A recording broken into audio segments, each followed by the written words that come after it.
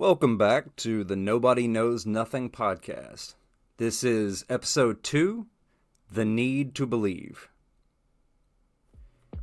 Every Friday night when I was in grade school, my aunt, my cousin, and I would all gather around the TV and eagerly await the newest episode of The X-Files.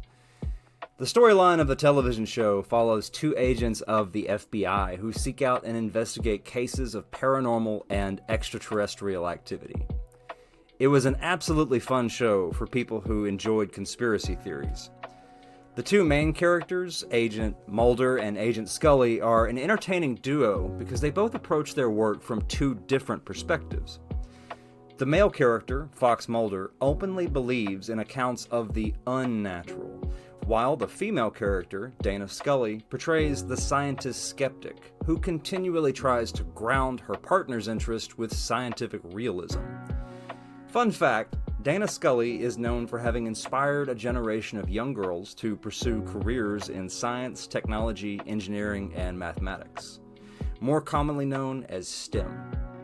In retrospect, the show was also enormously culturally influential in how people understood the search for truth.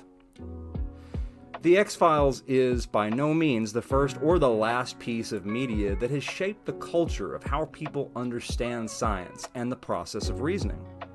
However, The X-Files is unique in that it highlights something about the way the general public understands science and the process of being skeptical.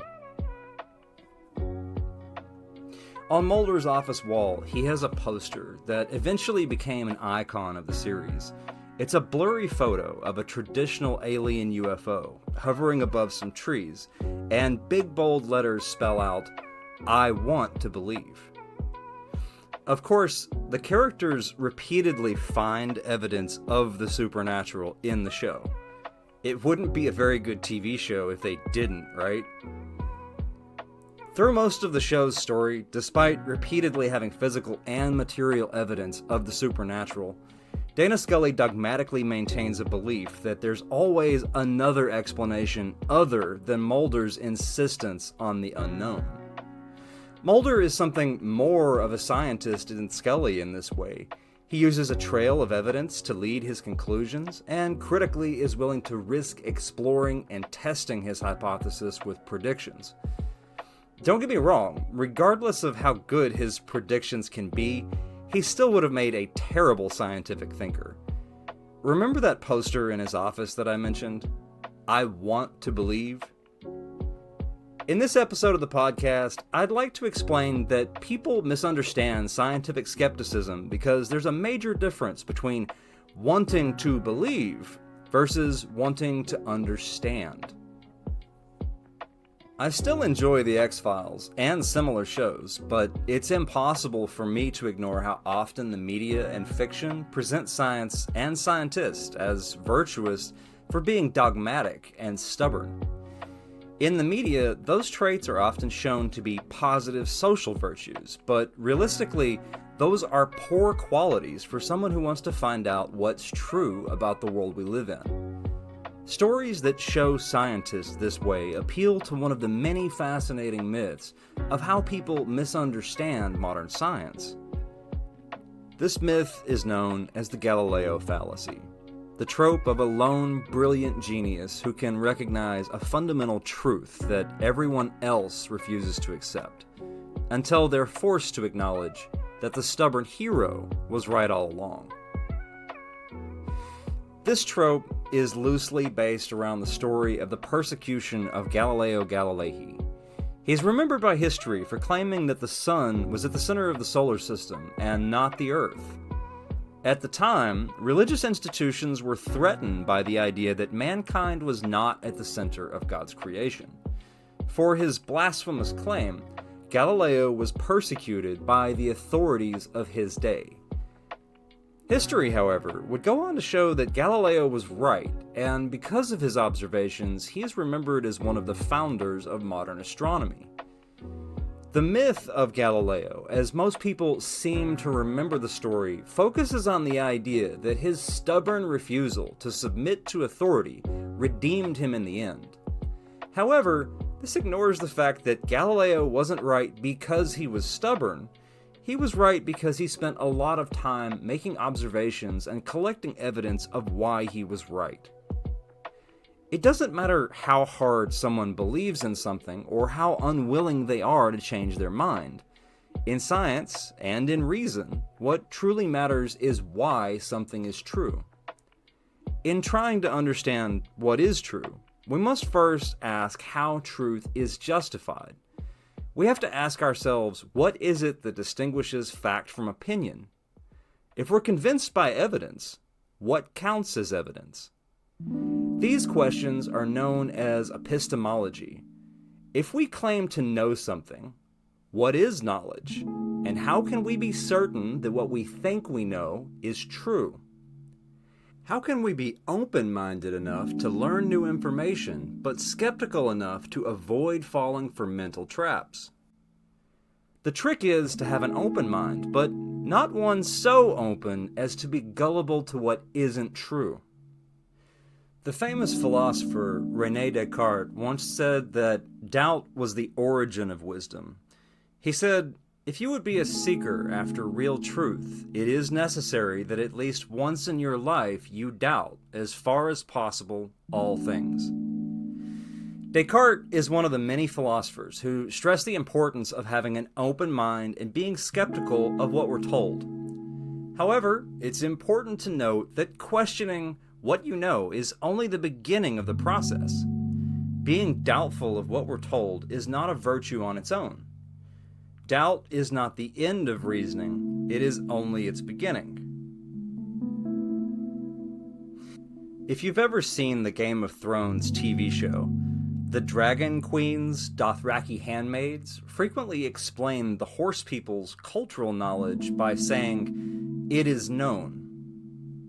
Others will echo or repeat the phrase in affirmation or to reinforce it, "It is known."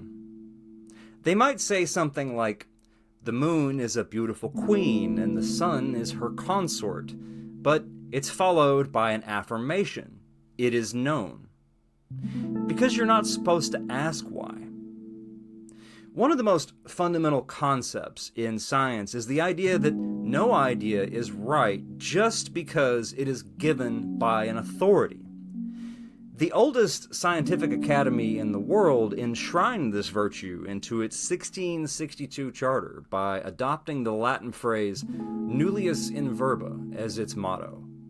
Take nobody's word. Even if everybody knows something, that doesn't make it true. This idea is a core principle of what historians mean when they talk about the Age of Enlightenment. Ideas stand on their own merit, regardless of where they come from. The Age of Reason is all about having reasons for believing that something is true. That might sound simple, but demanding reasons for believing in something, being skeptical, and asking questions are at the root of the scientific revolution. Challenging common wisdom with new understanding is the nature of discovery. It is no coincidence that the Enlightenment movement rejected unmerited authority. Institutions like religion, the feudal system, and the divine right of kings were universally unquestionable, until they weren't. It might seem like a simple idea, but it gets down to something very interesting about how human cultures work. Different groups of people justify what they think they know differently from one another.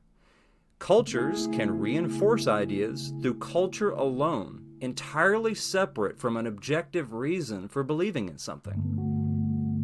"Because I said so" might work for some cultures, but in science, as with reason, that's not a good enough reason to believe something. A lot of people have never actually stopped to think about the reasons they believe in something. It would be impossible to meticulously vet every single thing we'd ever heard. A lot of the time, we simply have to rely on what fits what we already know. We frequently have to rely on the stories and experiences of other people around us in order to get our bearings on what's going on. It's just the nature of being human and being social creatures. There are many who are willing to proudly proclaim that they believe. However, few are willing or able to give good reasons for what they believe. If the truth is what the facts are, and belief is how someone understands those facts, epistemology is why facts are justified as facts instead of just opinions. Facts must be supported by evidence. Evidence is, therefore, the foundation of what separates opinion from fact. All of that sounds great. Nobody really disagrees that we ought to have evidence and reasoning for the things we believe in. To make that argument, they'd need to give you evidence for why evidence isn't good enough to believe in evidence, which is paradoxical and not logical. So the real question is, what is evidence? Classical Sherlock Holmes is famous for deductive reasoning. Known as a consulting detective, Holmes meticulously observes minor details and draws conclusions based on knowledge he already possesses. Deduction is not the only type of reasoning the detective uses in the stories, but it is the one that has left the deepest cultural mark. Some beliefs can be justified through existing knowledge that already fits what is known. While Sherlock Holmes might be able to deduce a lot because he has a savant level of obscure and relevant knowledge from around the world, regular people don't have the superpower of being a walking encyclopedia. We can correctly infer that sticking a fork into an electrical socket might be a shocking experience. While it seems obvious to us, we can only be sure about it because we already have pre-existing knowledge about electricity and electrical sockets. We can be reasonably sure about the results through pure reasoning based on what we already know. Being based on prior knowledge, the way it is, deduction is not always the most reliable type of reasoning. A lot of the knowledge we already possess is filled with gaps, errors, and biases we might not even be aware of. I once heard someone argue that the moon landing was faked based on the fact that exposure to the intense radiation of the Van Allen belts would have killed anyone who traveled through them. This is a deduction based on prior knowledge. However, it is wrong because it has gaps in its understanding. Radiation didn't kill the moon landing astronauts because their radiation exposure was limited through spacecraft shielding and minimizing the time spent traveling through that area of space. Pilots purposefully plotted a course through less radiation. It's also why an X-ray in the hospital won't harm you or kill you. Radiation damage is about the amount of time and intensity of exposure, not just whether or not it's there in the first place. Deduction isn't always wrong, but it's only part of how reasoning works. Sherlock can deduce who committed the crime based on a string of general knowledge, but the law or courts will only accept certain types of evidence as concrete evidence of guilt in order to convict for a crime. Holmes usually manages to cleverly coax a confession from the guilty party, and the stories are conveniently solved, but real life can be more complicated. Science often begins with deduction, but it's just the first part of the process. We start with the knowledge we already possess to create a hypothesis, a best guess of what's known. But science demands that hypotheses must be tested against reality. An idea must withstand scrutiny. As Richard Feynman said, if it disagrees with experiment, it's wrong. And that simple statement is the key to science. It doesn't make a difference how beautiful your guess is, or how smart you are, or who made the guess, or what his name is. If it disagrees with experiment, it's wrong. And that's all there is to it. Induction is a different type of reasoning. Reasoning by induction uses the specific knowledge gained by testing to expose general knowledge. It also uses reasoning in an almost opposite way from deduction. It tests its conclusions by comparing them to the real world, and most importantly, throws out what fails to meet reality. Failure is as important as success in inductive reasoning. If you recall the previous episode, I said that science was admitting that our way out of a dark room can sometimes require us to bump into every wall, over and over, until we find a doorway. Deductive reasoning can make guesses about where the door might be based on what we know about doors. But inductive reasoning searches by bumping into every wall until the door is found. Every bump and failure to find the doorway is a specific piece of information that accumulates to make a general statement of where the door actually is, but also, critically, where the door is not. The difference between these two types of reasoning tells us something important. Some evidence is more important than other types of evidence depending on the questions we are asking. Some conclusions are based on detailed specific information, while others are based on pre-existing general knowledge. One is based on how we think the world is, and the other is based on going out and finding how the world actually is. There's nothing wrong with either way of thinking. We all live by both types of reasoning every day, most of the time without ever thinking about how any of it works. In science, both deduction and induction play a critical back and forth role. How we ask questions is framed by what we believe we already know. In our time, there exists an enormous catalog of reality television shows about ghost hunters. Groups of enthusiasts who seek out what they believe to be experiences of the paranormal. Every noise is the ghost, every bump, every chill in the air, it's the ghost. TV shows like this need to create drama to keep the audience from flipping the channel. Ghost hunters are not successful unless you, as the audience, believe they're going to show real evidence of a ghost just after the next commercial break. The groups that seek out ghosts are usually people who are already inclined to believe in ghosts. This also applies to television shows about people searching for ghosts. They tend to attract an audience who also shares an overlap in beliefs about ghosts. This is a unique culture of self-reinforcing confirmation bias. They are willing to justify different types of fallacious thinking in order to justify larger belief systems. For people in these types of social groups, maintaining the beliefs of the social group can become more important than the actual truth.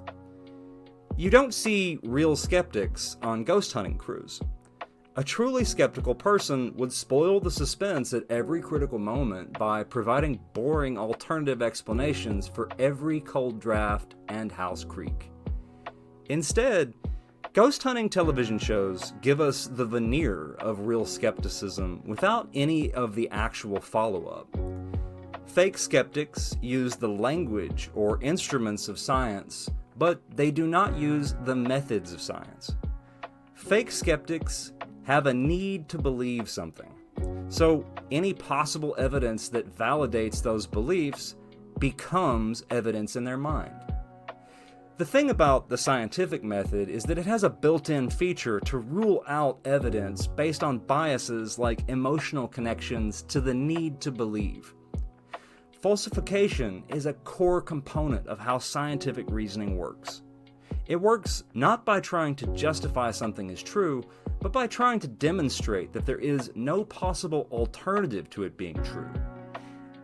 It's like science works by trying to prove an idea wrong, while belief works by assuming something is right and trying to protect that belief by ignoring any information that might conflict with it.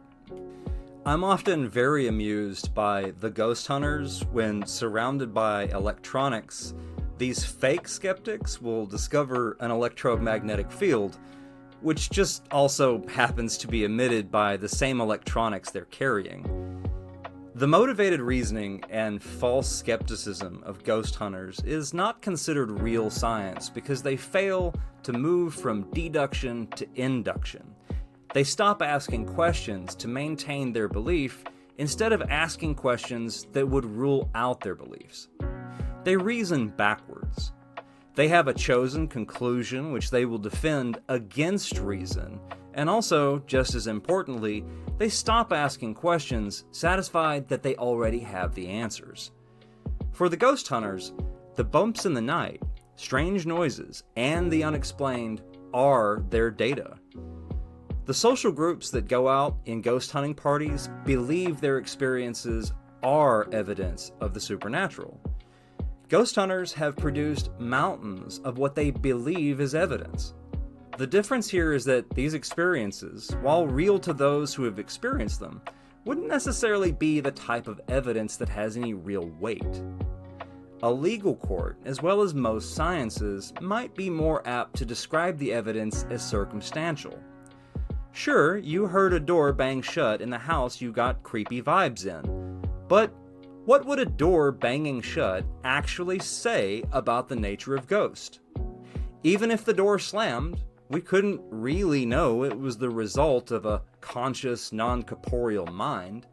It wouldn't tell us anything about the nature of an afterlife or another plane of existence.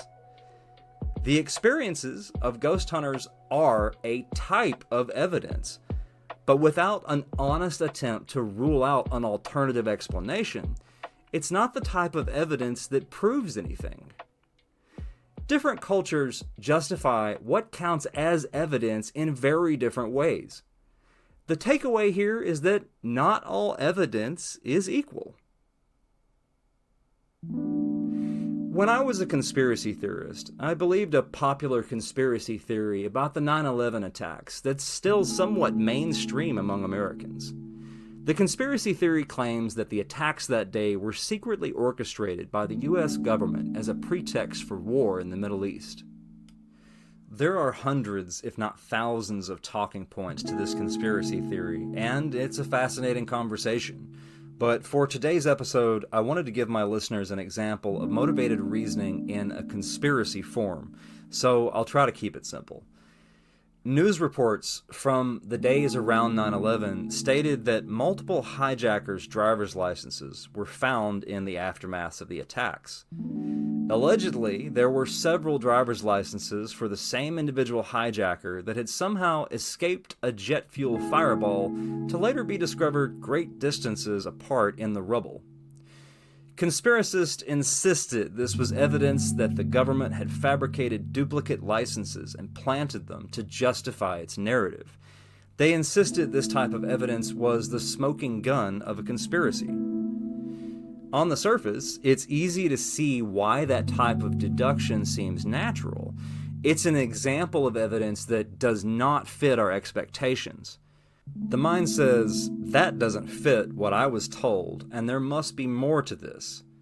The conspiracy theorist catalogs pieces of information that don't fit. To them, these pieces are the accumulated evidence that justifies the very specific claims about who's behind the conspiracy and what's really going on.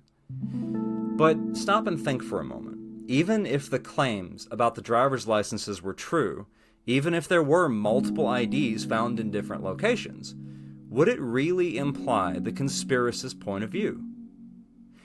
If only the conspiracy theorist had continued to ask questions, if only they hadn't stopped at deduction, they would discover that news reports during and after the chaos of the attacks were confused and often misreported what they'd been told elsewhere. News organizations are not infallible. The reporting might not even be right. Some of the media reports relating to licenses were later discovered to have confused different types of information, which led to the media being misinformed among themselves. There were multiple licenses found for a specific hijacker, but they were issued from different states, resulting in the understanding that they'd been found in different locations. having two sets of ID issued from different states is not particularly out of the ordinary.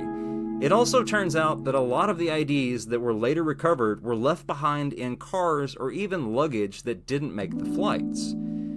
In this case, when the details are known, reality demonstrates a very different conclusion than what is given by conspiracy theorists. Ghost hunters and conspiracy theorists rationalize their conclusions by appealing to vague deductions that depend on an audience not asking further questions. Before ever listening, their audiences already have the conclusions they want to believe. They're often just wanting someone else to reaffirm those beliefs. Once we're primed to jump to conclusions based on general information or misinformation, it's all too easy to fall into motivated reasoning. Motivated reasoning is what happens subconsciously when we want to believe something is true. It means that all of our thinking will tend towards justifying our desired conclusion rather than being skeptical and continuing to ask follow-up questions when we don't understand. Social and cultural influences shape the dogma and traditions that determine the boundaries of where we stop asking questions. Dogmatic reasoning demands, with the certainty of the tribe, it is known, because you're not supposed to ask questions. And this is how emotion, myths, and beliefs can be validated as evidence in the minds of believers.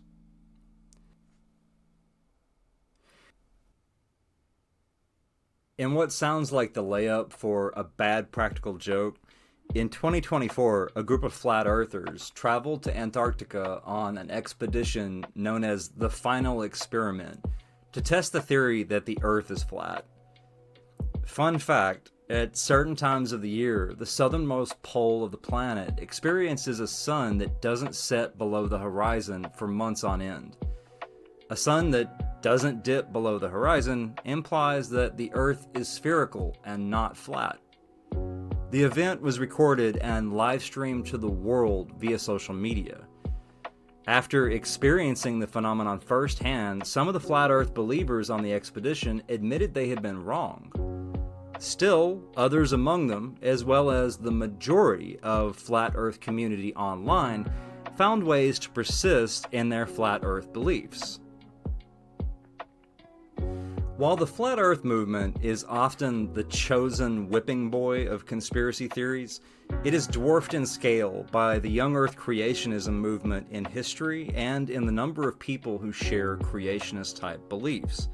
For those unfamiliar with young Earth creationism, it is the belief that our world is only a few thousand years old and that humans have existed in their current form since the beginning of time.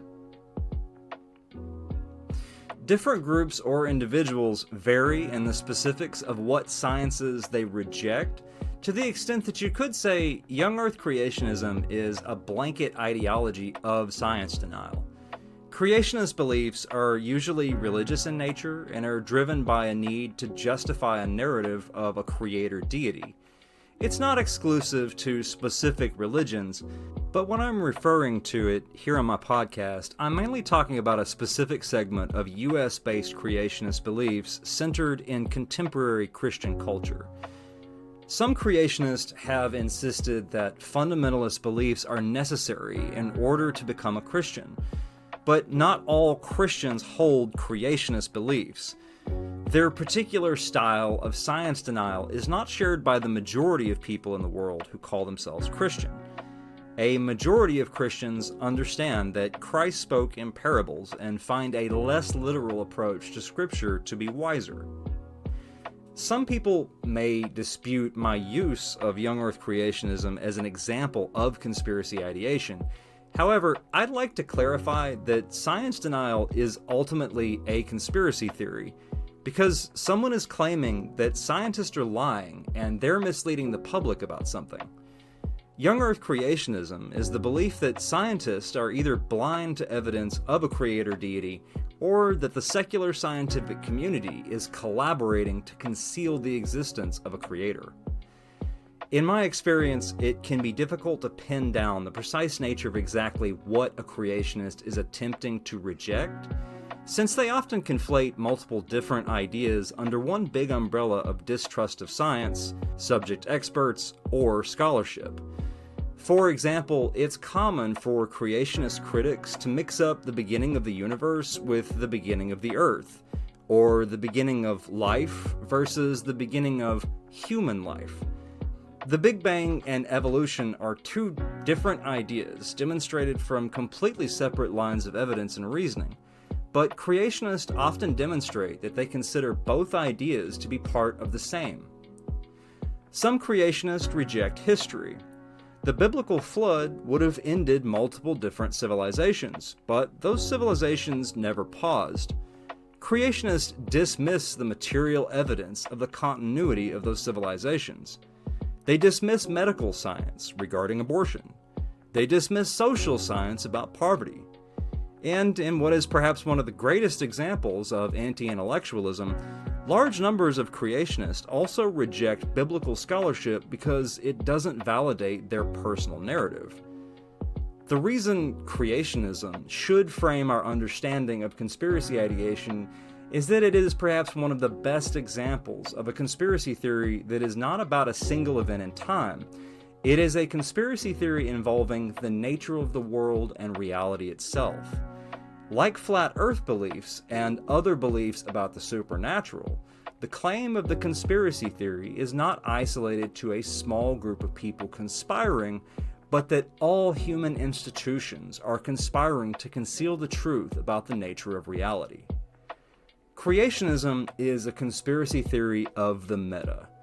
While not all creationists are flat earthers, the majority of flat earthers will all be creationist. Creationism is the background, or a substrate worldview in which other conspiracy theories have room to grow. The gateway drug of conspiracy theories, if you will. Young Earth creationism deserves its own episode on this podcast. I'll certainly bring it up in the future because these ideas have had a fascinating influence on history in ways that a lot of people don't understand or appreciate. The reasoning, or lack of reasoning, behind young Earth creationism is similar to flat Earth belief systems, but what creationists have that flat Earthers do not, at least to the same extent, are institutions backed by wealth and influence with public relations management campaigns.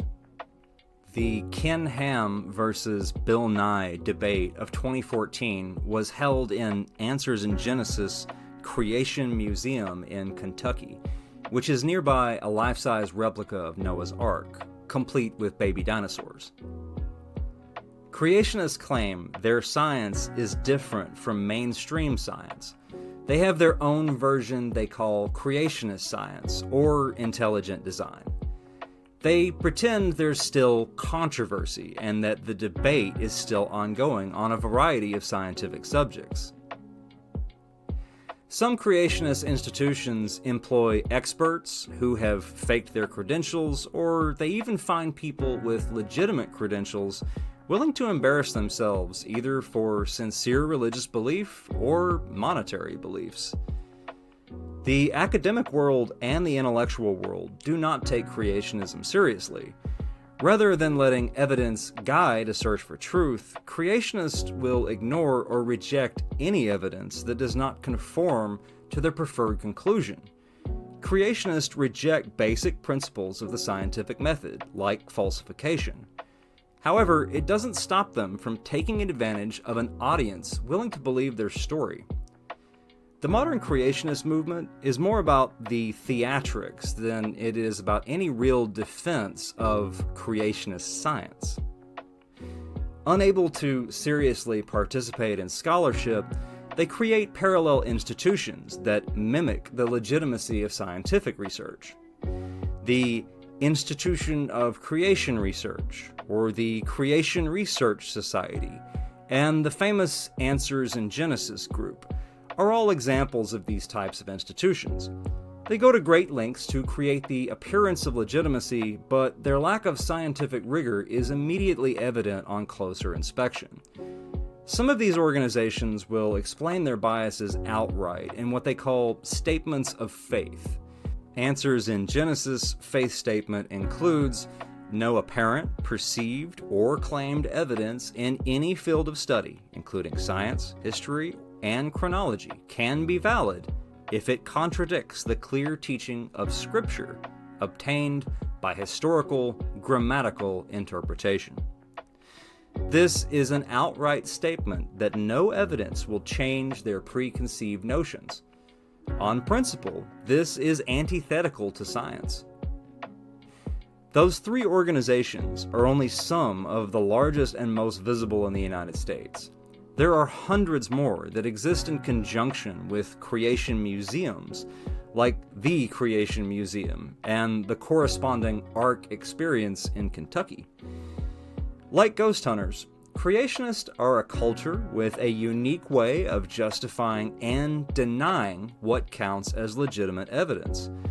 They are a group with a clear need-to-believe approach that favors motivated reasoning over legitimate skepticism.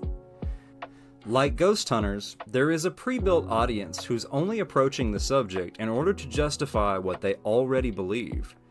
Again, like ghost hunters, creationists go to great lengths to give the illusion of scientific legitimacy to their beliefs, but it only works on an audience who already wants to believe. Professional creationist influencers are well aware that their audiences are unlikely to investigate specific details of their claims. In this way, creationism highlights a critical distinction between the institutions, the influencers that make the claims, and their perceived audiences. Later, in discussing disinformation campaigns and public relations, it becomes important to distinguish between institutions or individuals who produce disinformation and their intended target audience. Cultures with a need to believe are prime targets for thought leaders and influencers to use carefully tailored arguments that exploit cognitive blind spots. Audiences can often be unaware of knowledge that contradict their beliefs, so disinformation sources often exploit this lack of awareness. Unlike the audience, disinformation sources usually demonstrate an awareness of their errors, but attempt to use language or techniques to obscure the truth and generate uncertainty. Not trying to honestly advise or educate an audience at all, disinformation sources attempt to train their audiences to gloss over cognitive dissonance with ambiguity. Their goal is to make people stop asking questions and to feel good enough. This is why cult leaders prey on certain personality types. They look to exploit people where they're socially vulnerable. The use of these same techniques of sophistry and manipulation are well documented in the history of public relations and advertising. The tobacco industry funded and promoted junk science to obscure the fact that their product was harmful to consumers. They created false parallel institutions, employed fake experts, and paid real experts to create misleading science. It's like a mask that has the appearance of legitimate scientific methodology, but underneath there is nothing but the rhetorical techniques to charm audiences and mask the meaning of information. They try to generate uncertainty by training audiences to stop thinking when they encounter information that conflicts with pre-existing beliefs. They take advantage of cultural systems of thought to exploit audiences willing to outsource their thinking to someone else on critically important questions. The words of power and the aesthetic of reason. In the worlds of fictional fantasy literature, there are many different types of fictional magic systems, some of which never bother to explain the mechanics of how they work. In some fiction, a magic user draws power from themselves, objects, or their surroundings. The wizard, Gandalf from The Lord of the Rings, speaks a foreign-sounding language, waves his staff, or whispers to moths, and stuff just happens. Harry Potter's power is inherent to who he is, But those powers must be channeled by a magic user through an object like a magic wand. The right combination of ancient language and control of a magical object grants the user magic. In some magic systems, users can gain power by discovering a true name or pure word for something. A true name is primordial and captures the essence of elemental powers or even the soul of an object or person. In such magic systems, users often guard their true name because if their enemies were to discover it, their enemies might gain total control over them. In the real world, words do not have magical powers on their own. Words only take on meaning when groups of people use them. People give words power, and some people believe that if they apply words that hold power to their beliefs, it will make their beliefs more legitimate and unquestionable. If a fundamentalist considers God and science to be opposed, yet they're also aware they live a life only possible through modern science, they're forced to deal with the contradiction through cognitive dissonance. They know that denying the power of science would be absurd and fruitless. Science holds self-evident power because the modern world is undeniable. From cell phones, GPS, SUVs to airplanes and spacecraft, and even doubling the human lifespan, the power of science cannot simply be dismissed. So instead, they attempt to claim its power for themselves by co-opting its vocabulary to fit their narrative. When people use the words science, logic, reason, facts, common sense, these are examples of words of power. There's no serious argument against them. However, they're not real magic. They are useless words unless there's evidence and substance to demonstrate them. Like Galileo, it doesn't matter how stubbornly persistent someone insists something is true. What matters is the evidence for why it's true. When someone uses the language of skepticism in science, but only as a false approximation of its meaning, they're doing so because they believe those words hold power. But the only type of magic they're doing is to fool themselves. I refer to this flip state of thinking as an inversion. In order to maintain belief through cognitive dissonance, a person must find a way to twist, flip, or otherwise control the meaning of words. Wherever you'll find the inversion, in some way, you'll find someone appropriating the language of reason and science to justify personal beliefs. This pattern is similar in every example of inversion. Undeniable words of power are co-opted for use, but remain absent of substance. This is how two sides can have a debate and both might walk away feeling confident that they both won. If they're both using the same language, it allows the one co-opting the words of power to be confident they've mastered control over their interlocutor via the magic of language. This is how any layman convinces themselves that their lack of knowledge is equal to actual knowledge. People misunderstand critical reasoning because our society is full of underserving media examples and myths that perpetuate systemic misunderstandings. This topic isn't really well understood in the mainstream because it's constantly misrepresented to people. While some institutions and groups do promote irrationalism, it's not necessarily a conspiracy, more so a societal value that avoids reason and nuance to begin with. We can avoid the traps by having rules that govern what we claim to know. I've heard objections that rules restrict our mental freedom, but I think that's the wrong way to look at it. Scientific thinking is the discipline of applying the rules of reason. A scientific thinker focuses on how to think instead of what to think. We've already been talking about one of the basic rules. For something to be true, there needs to be evidence of it being true.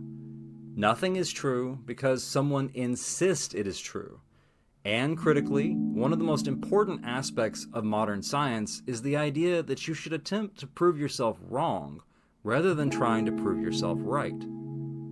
The problem I've attempted to outline here is that the language of reason in science can be manipulated, and words like skepticism don't do a very good job of discerning between wanting to believe something is true and wanting to know something is true. Just asking questions without having a method of asking questions is vulnerable to mistaking our beliefs for knowledge. If someone told you they were going to attend a skeptics conference, unless they specifically explain, there's genuinely no way to tell what type of conference it might be. Aliens, Jesus, washing your hands, math, Elon Musk is a lizard person. There's no end to the types of things people want to believe, or the knowledge that they're willing to reject to justify those beliefs.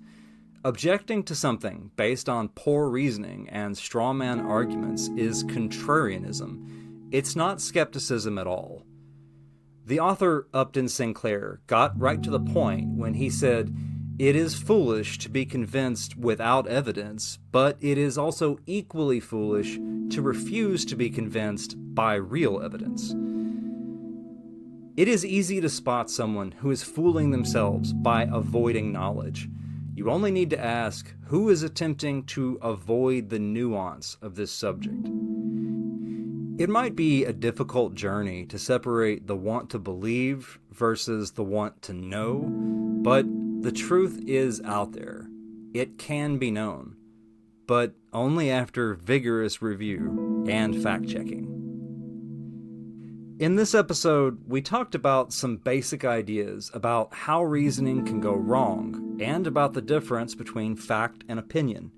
We learned that some cultures have very different ideas about what counts as evidence, and we've noted that cultures may use the words of science and reason, but they're not describing the same process used by scientists. This episode, we focused on understanding the social dynamics of truth and epistemology. In the next episode, we will focus on understanding individual-focused perspectives of epistemology.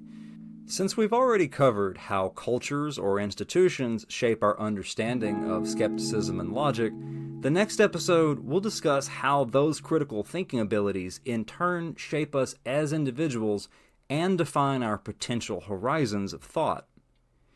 The examples we talked about today outline how important culture can be in shaping how we understand the search for truth. Much of the content we consume shapes our understanding of ideas. When struggling to understand conspiracy ideation, it's vitally important to take media and background cultural influences into account. This highlights commonality among different social groups and allows us to investigate overlaps of belief. By the time most of us reach adulthood, we have a web of cultural mindsets. A critical thinker's task is to sort through those and ask the tough questions. Why do I believe this is true? What evidence supports my conclusion? I'll be the first to say that trying to have conversations about ideas and deeply held beliefs is really hard. You're not wrong for feeling frustrated or even angry when you're dealing with people who seemingly won't listen to reason. However, try to remember that most people are honest and they're doing their best. As much as possible, try to avoid judgment. Try your best to always have empathy and compassion for other people, because none of us is a born critical thinker. Most importantly, try to remember, facts stand for themselves. Only falsehoods require continued defense in the face of facts. When discussing facts, remember that you're having an argument, not a negotiation of reality. Anyone genuinely interested enough to investigate with scientific integrity will quickly discover the nature of overwhelmingly obvious lies and avoidance of truth. If you like what I do here, consider contributing to my coffee and book addiction at www.gofundme.com/you/Nobody Knows Nothing podcast. The podcast is on YouTube and Spotify. Don't forget to subscribe or follow. Any comments, thumbs up, or likes help out a lot. Thank you to anybody who is listening.